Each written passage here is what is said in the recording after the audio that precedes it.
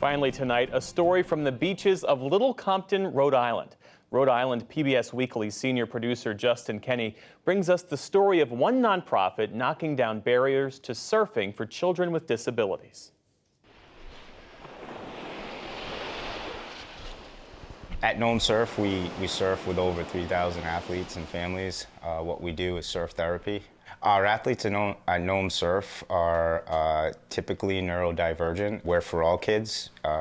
We've built our program on inclusion, but I'd say over 95% of our athletes either have autism, Down syndrome, ADHD, depression, or anxiety.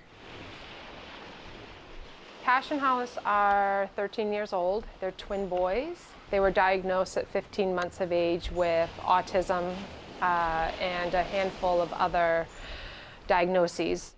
Both of my boys are pretty much nonverbal. Hollis is nonverbal, Cash has some language.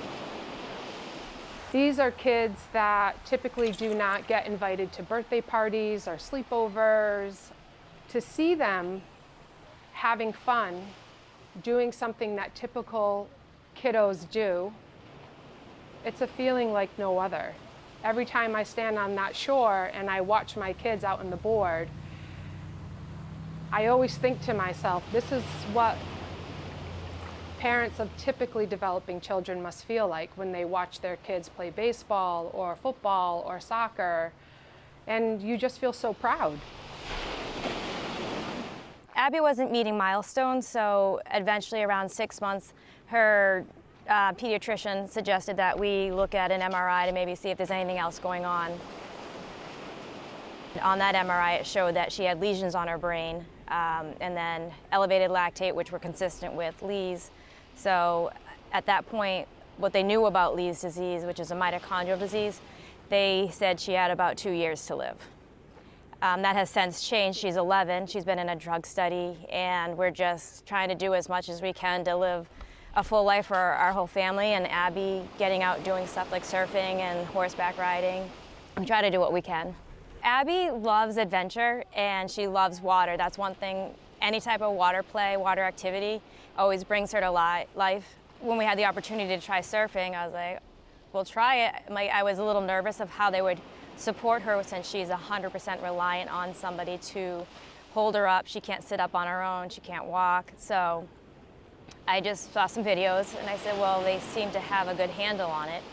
And the first time I came, they're like, Mom, don't worry, we've got it. And I was like, okay, even just pushing her across the sand, I was like, I'm so used to doing this stuff. So to give all the control away and watch it, it was so enjoyable. Her smile, her laughter, and everybody around her, it was awesome. And we couldn't wait to have another opportunity to do it. Do you like surfing? Yeah. Gnome Surf has, saved my life. I've struggled with ADHD, depression, anxiety, and when I'm out there on the waves with these kids, everything slows down, it calms down for me, and I truly get my medicine, so to say, just like these kids. It's made my life 1,000 times better, I'm lucky enough to know what my purpose on earth is. Do I ever cry? Yeah, absolutely, I cry. I try to shelter the tears a little bit from the families because I know it's pretty emotional for those parents too. It makes me quite emotional to know that we're delivering something to this family that normally they don't have the opportunity to partake in, and to see the parent smile and to tear up and to see their child breaking barriers or proving the scholars wrong is something that is truly meaningful and deep for me. How do you not get emotional? How do you not get emotional when you have a child who is nonverbal and all he can do is smile from ear to ear because he's just so happy? How do you get emotional when you have a child who's wheelchair bound or medically fragile and you see them out on the board? Those are things that you just never picture for your own kid, and you see them doing something that makes them find joy. She could be feeling crappy at home or even in the hospital when she starts to perk up, just sitting her by the sink and her playing with water just, I don't know, makes her happy. So I think just being out there when you're surrounded by it, she's in her element. Right? Are you a surfer girl? Yeah. And you say, thank you? Show me how you know, thank you?